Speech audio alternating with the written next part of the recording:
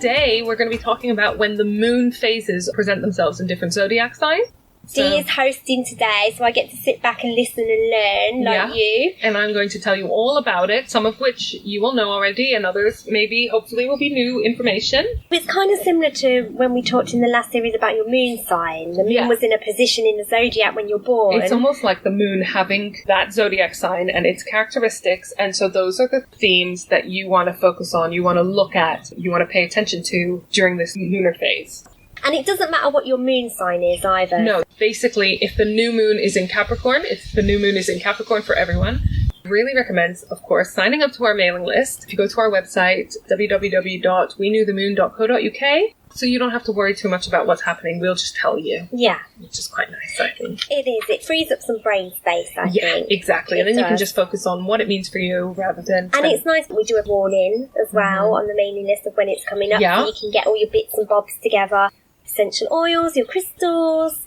The moon signs episode, our last episode, was a really good one where you summarised the different zodiac signs and the key characteristics. So it's really good to just bear those in mind when we talk through what we're going to talk through. Also, we are going to be doing episodes on the different phases of the moon, aren't we? So we'll be doing bumper episodes on the new moon and the full moon. Yeah. And we'll also have episodes on all of the in-between phases. So Dee, I guess it's almost like you check what phase the moon's in, if it's new, if it's full, if it's first quarter, and that has a meaning. And then you check what position it's in, whether it's Cancer or Gemini or Capricorn, and you kind of tie those two together to have a really lovely meaning of how it's going to make you feel or what you should do about it. So, like, for example, when you have new moon in Cancer. Cancer is very emotional, watery sign, so it's very fluid, intuitive. And the new moon is all about fresh starts, new beginnings, clean slates. Could explain a lot as well why some full moons you feel okay, some you want to cry, sometimes some you might feel angry or agitated. Have you ever had a odd full moon or new moon in a particular sign? This one. What are we in at the moment? We're coming up to new moon in Cancer. It's definitely a bit of a fluidy, it's a bit strange emotion, time isn't for us. It? It's very emotion. Very emotion. You and I, because of our sun and moon signs, are very much planners, organisers, etc., etc. So, you know, maybe a bit control freaky. I'm okay to say that about myself. No, it's true, Dee. So we're struggling hard. When the new moon is in water, it really goes against. But it's good because it makes us stop, which is what is much needed. So instead of fighting it, we need to go learn with how it. to go with flow. We go with flow. And where it does matter what your signs are, is that if the new moon or the full moon is in your sign, it will be a time for you of being very heightened. Your intuition will be very much heightened. You will feel much stronger, more powerful spiritually. You know, if you are a Cancer sign, then perhaps the new moon being in Cancer does not affect you that much. Because this is your time. This is your time. You are used to feeling like this. This is your element. You're comfortable in that. You might struggle when the full moon, for example, is in Aries. You perform at your best. Can I tell you a story, Dave? Yes, please. So my moon sign is Virgo. And when the new moon is in Virgo, I am at my best. Yeah. And we've talked before that I have a shop. And one night... Miss Pretty London. One night, I never close my doors to anyone. When it hits 5:30, if there's still someone that wants to come in shopping, I will stay happily. I don't like people to feel rushed. And it was one night, and I didn't check what the moon was doing. New moon does make it a little bit of a busier period anyway, but I didn't know what sign it was in. And I went to close my door, and one lady came in, and she bought lots of stuff, and she kept me talking about quite spiritual things. And then I went to say goodbye to her, and another lady came in, and she bought lots of things. I didn't manage to leave my shop until 7:30, 8 o'clock at night, which, considering I close at 5:30... it's crazy. Where are all these people coming from? Why were they drawn into my shop? Why were they having these spiritual conversations as well? And then I got home and I looked at why I was really rocking it, Dee, as well. I was really enjoying these conversations. I was really enjoying helping people. You felt on form, I was on peak. really on form. And I looked at my figures when I got home and it was like the best day ever. And then I looked at what the moon was in, and it was new moon in Virgo. So it was new moon, the time for driving forward. And that my moon sign is Virgo. So So now, next year, or whenever the next new moon in Virgo is, I might just do late night shopping. Yeah, you know that you're going to be on it. Oh, I would love to do some astrological accounting and looking at figures with regards to whether it's new moon, full moon, different signs. Yeah, see That'd what be happens. so fascinating, wouldn't it? And also check out, because your moon Aquarius, when that new moon is. Yeah, that's coming up. Let's do a podcast recording when Dee's moon sign is in the new moon. We'll do a video once so you can physically watch what's happening to me during my time. Take notes.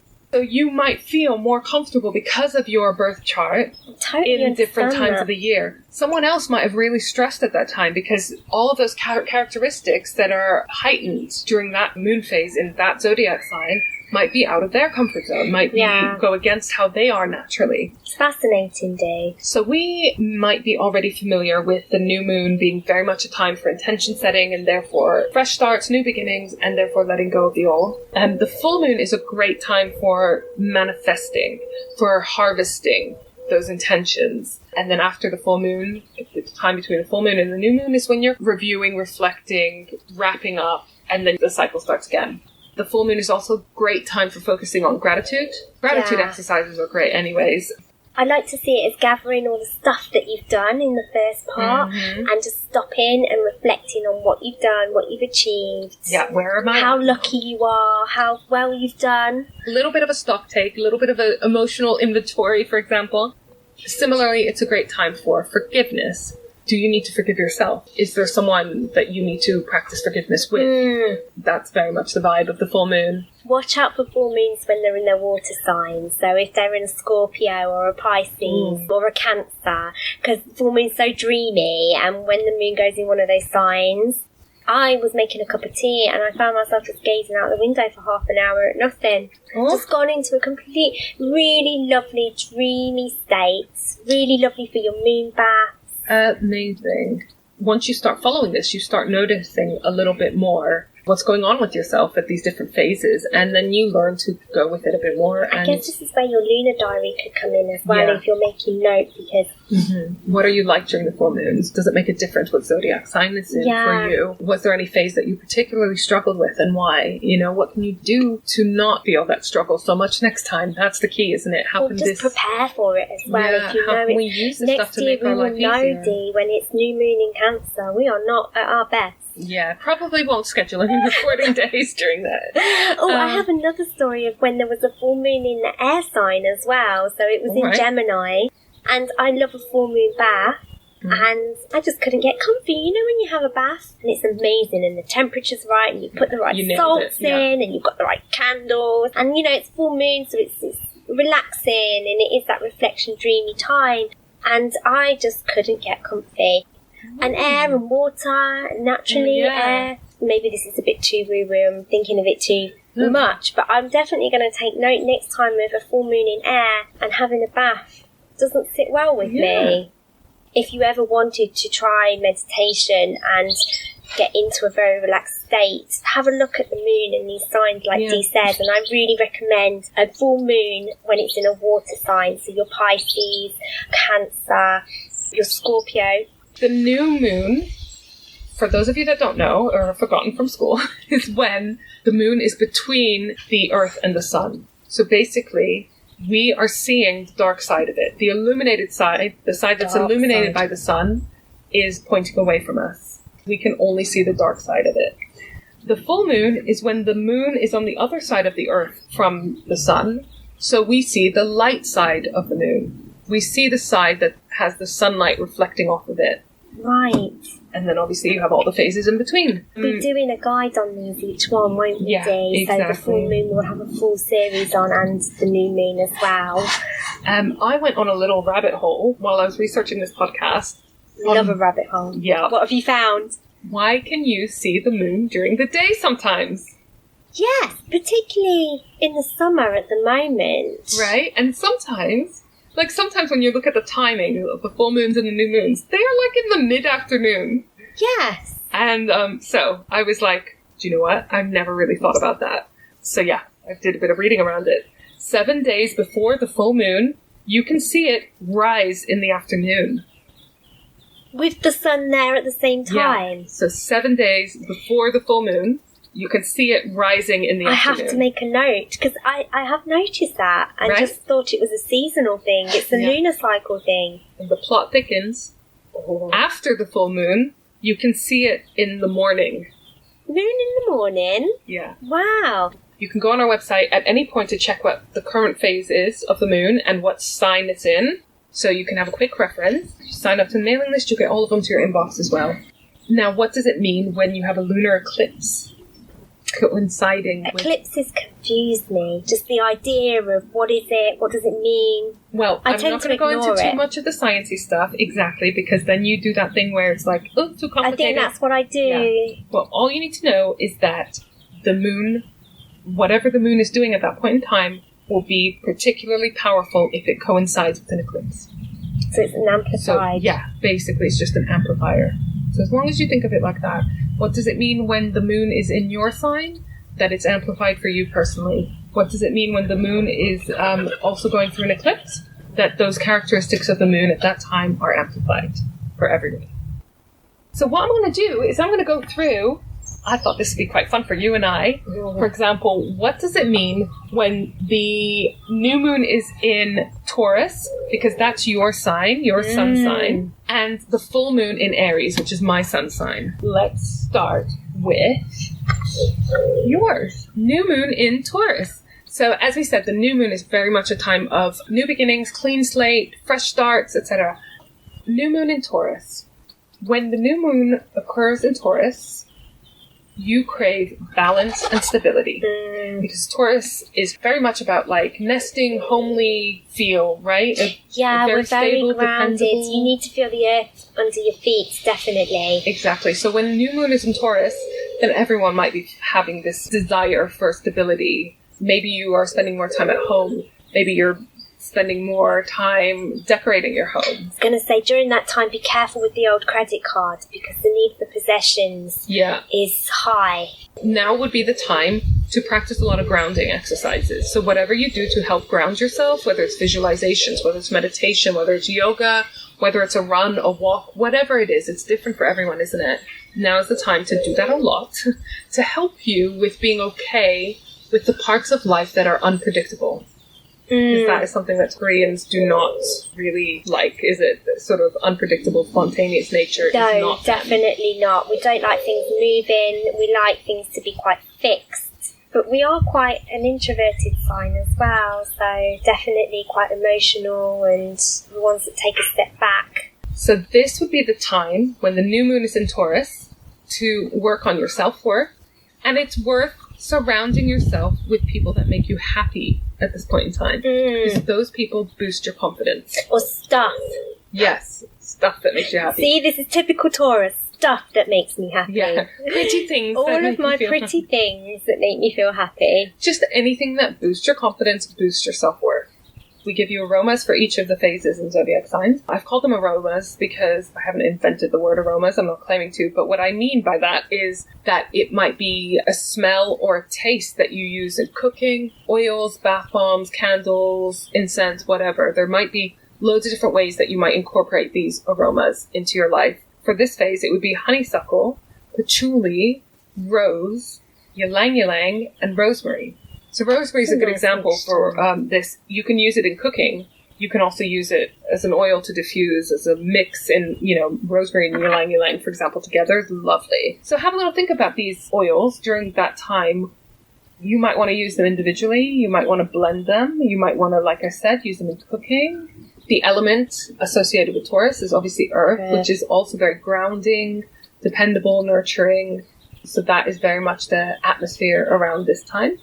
And the tarot suit, for our tarot readers out there, that is linked to the earth element is Pentacles, which is actually my favorite suit, I think. Which is, again, very dependable, industrious, cautious, diligent, and, as you were saying, material stability being very important. Yes, and cautious with our material stability. And that might not be like flashy stuff, right? That might just be it's just your the love things. Of beautiful things and needing to know where they are. Yeah. And needing to know that they're looked after. We're not ones that buy things on a whim and then just bin them. My dad's a Taurus. Is he? And this sums him up so much because he is almost like a hoarder when it comes to things because he cannot throw anything away. No. He can't. He can just about barely bear to give something to a charity shop because he feels like it's going to live on. But one example was this sofa suite that they bought when I was literally 7 years old. I'm 37 now. And this sofa suite was in their house for ages. And then I moved out and it came with me because they moved at the same time-ish. So it ended up in my flat. It then ended up in my house that I live in now. And basically it's only about 3 years ago that I had to get rid of this suite, which had been upholstered several times. The only reason I had to go was because it was literally dead on its feet. But it had been like I said, nearly 30 years in action, right? Which is a long time in this very sort of disposable culture that we live in. And my dad was still so upset that this sofa suite was being replaced. Oh, bless him. Yeah, it's a hard one to let go of things. And I still have furniture in my house. They sell furniture in their house from when I was a child. I'm glad it's not just me then, because I do find this issue as well. It's definitely down to being a Taurian. But also, equally, we are very good with our cash and our money and our assets. Again, none of this is bought on a whim. We don't just go spending lots of money. We crave stability. So we crave not just physical things, but make sure we've got enough money in the bank and we're it's comfortable. About being comfortable in your environment. Yeah. The moon is in Taurus, whether it's full or new moon. I always think it is a good time to reassess the old bank account and do maybe a spreadsheet of all your money and make sure that you've got everything that you need for the next month. Especially if you're the type to avoid that kind of thing. Yeah, when you log into your bank account and you get that butterfly feeling in your tummy because you have no idea what's in there, that wouldn't happen to a Taurus because they know what's in there. But it is a really good time, no matter what your sign, if the moon is in Taurus, particularly new moon, to just gather. Do a little budget. See if there's anywhere where you can save money. Are you paying for unrealistic subscriptions? Have you not gone to the gym in a year? Give your cash flow a review. Have you insured your phone in 3 different places? Oh, yeah. Those direct debits that come out that you don't know what they're for. Yeah. Review them, save yourself some money. The ones that you are keeping, the insurances and so forth, call up and see if you can get a better deal. Look at your packages, your TV package. Do you need the one you're on, or can you downgrade now that you've watched Netflix, There's a lot of lovely things you could look into when it's in Taurus. Crystals associated with new moon in Taurus, for example, you would want to be reaching for your jade, your jet, or your rainbow hematite. So funny you just said jade after just talking about all the money. Because I associate jade with prosperity and money, exactly. And money and wealth, so that makes sense that it would be in the Taurus. And jet and hematite are obviously very grounding. Yeah. Very much protection. Grounding. Hematite is also an alternate birthstone for May. Yeah. Because the birthstone is supposed to be emerald. It doesn't connect with me at all, so I looked at alternate. And that's the stone. Interesting. And again, all of these would just be a suggestion, wouldn't they? You don't... when you look at these different things, do not feel the need to go out and buy all of these stones. No one's out to bankrupt you. But they're just suggestions, and please feel free to have a little think about what it's calling to you. What do you feel like go to the one clutching or putting in your bra? Or what smells do you want to smell right now? Yeah. This is the new moon in Taurus affirmation suggestion. No one can resist me. Oh, that's a bit brave and bold. Fun, isn't it? It is. For you especially, I think this would be great because obviously new moon in Taurus being your sign, you're going to be feeling on top of the world. So that's a great affirmation to be telling yourself.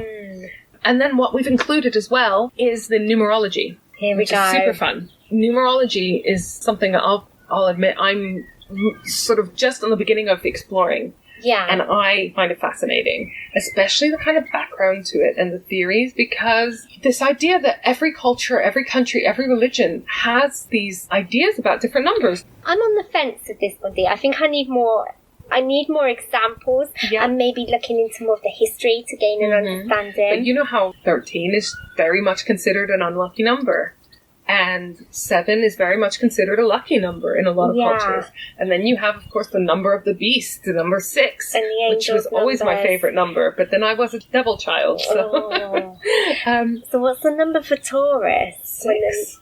6. The number 6 represents harmonious, loyal, dependable, sensual, compassionate, and can be intolerant, which, you know, as a Taurus, you know, sometimes you can be stubborn, which doesn't open you up to other people's ideas or beliefs or perceptions. I'd love to expand on that. We need to do an episode. We talked about the kind of the spiritual side versus the science side, and now we both need logic backup between. Yeah, we like it. We love it. And I did science A-level and maths A-level, and this numerology is making me just think, is it because it divides easily that it's balanced? Because a lot of these spiritual beliefs and, you know, maybe you call them superstitions, religious stories, folklore, etc., are often describing something that we now have scientific evidence. As science has developed and been explored further, we now have scientific logic about why all these things are true. Our ancestors or these different cultures knew something to be true, but didn't really have the language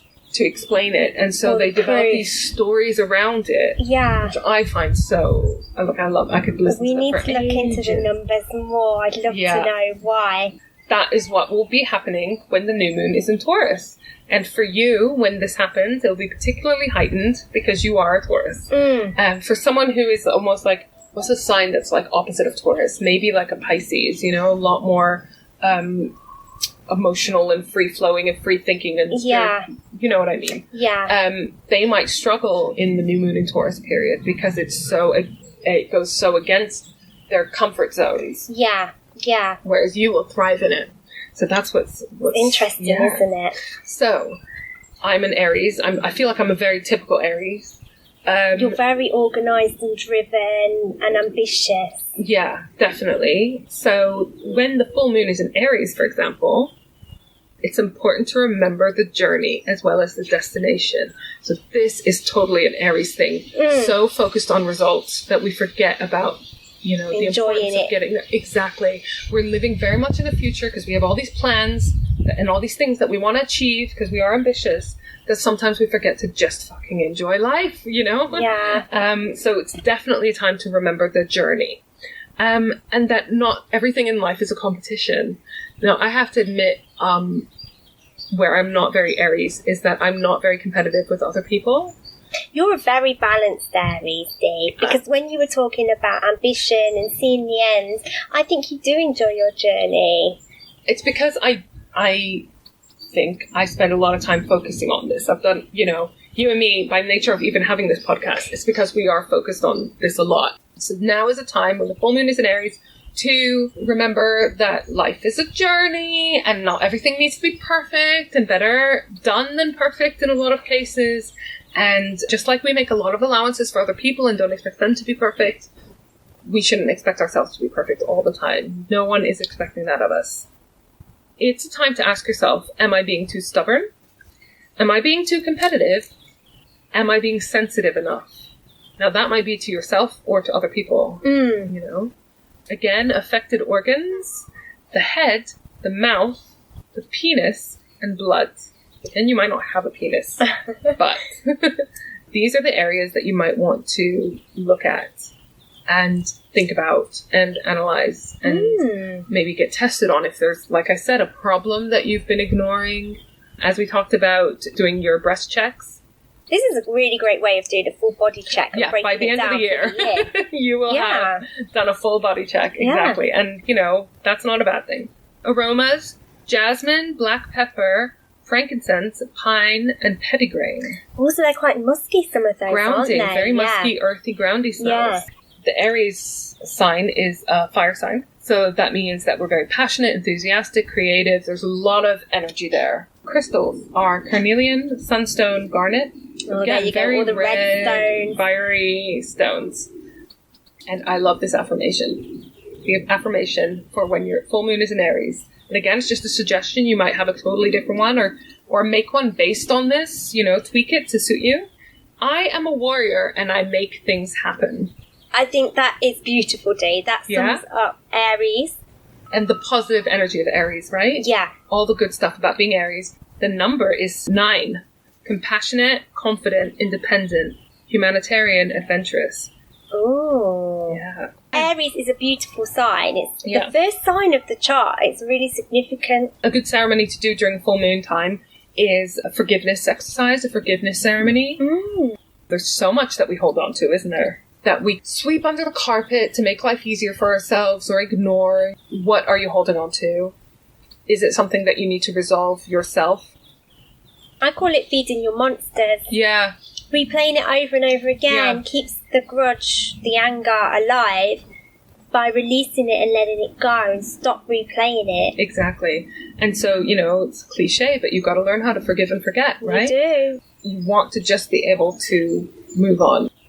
It's not helping you holding on to any negative emotions because you're the one that's going to suffer, This is why full moon is so important, and this can be such a it is a significant phase in the cycle. I can't wait to do our podcast on that one. That'll be part of this super series. Exciting, isn't it? Those are the kind of things you might want to consider, the different sort of areas that you want to consider for each new moon, full moon in the different cycles. If you find that complicated, like I said, you sign up to our mailing list and we'll tell you all of it. And we'll give you a warning email. So a few days before, 5 days-ish before each new moon, every full moon, we'll alert you that it's coming up.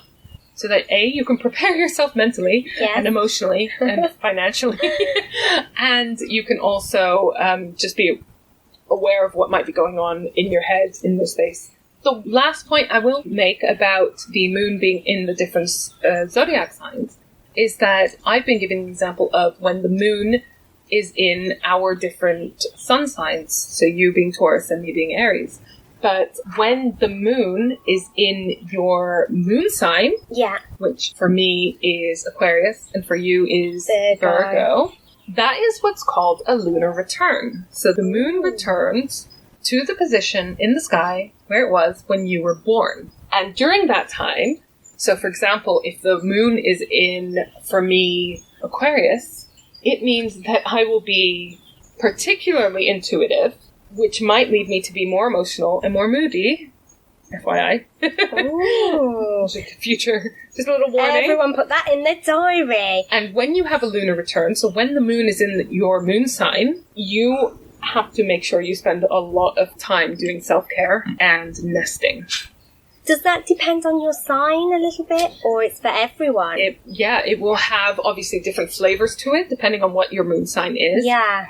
And obviously everyone's definition of self-care is totally different. Some people's self-care idea is going for a long run. That is like the opposite of self-care for me. This would make sense, Dee. Sorry to interrupt you, No. but do you remember at the start when I said that new moon was in Virgo? Yeah. So the time for being driven, it was in my moon sign, which is Virgo. Exactly. I did really well at the shop. I made lots of money and sold lots of things. We just talked that my sun sign is Taurus, which is about money and possessions. Yeah. My importance, kind of, it all linked together, which is why Virgo, whenever the moon's in Virgo, I must work in my shop, I think. Have a look at yours, and if you can put them in your diary, I'm going straight after this to put all of mine in my diary. Once you get hooked on this, it makes sense, so much sense, doesn't it, Exactly. Dee? When you start integrating and combining the key characteristics of the different phases of the moon with the key characteristics of the 12 signs of the zodiac, which by the time you listen to our whole season, you will be super familiar with. It will become much more intuitive. Oh, it's full moon, time of forgiveness and manifesting and harvesting in Aries, which is, time for energy and drive and blah, blah, blah. Things will come to you much easier. Thanks, Dee. That was really good. I'm off to fill in my lunar diary now. Me too. All right. Bye, everyone. If you enjoyed that and you want more from us, why don't you head over to our Patreon page, patreon.com/We Knew the Moon, and check out some bonus content. Also, if you want to stay up to date, you can follow us on our Facebook page at we.knew.the.moon. If you could leave us a review on our Facebook page, that would mean a lot. Our Instagram handle is the same as our Facebook, at we.knew.the.moon. We're on Twitter at We Knew the Moon 1, and we are also on Pinterest. Just search for We Knew the Moon. Finally, if you want lots more fun, moon info and all things spiritual, plus our lovely shop, please visit our website, weknewthemoon.co.uk.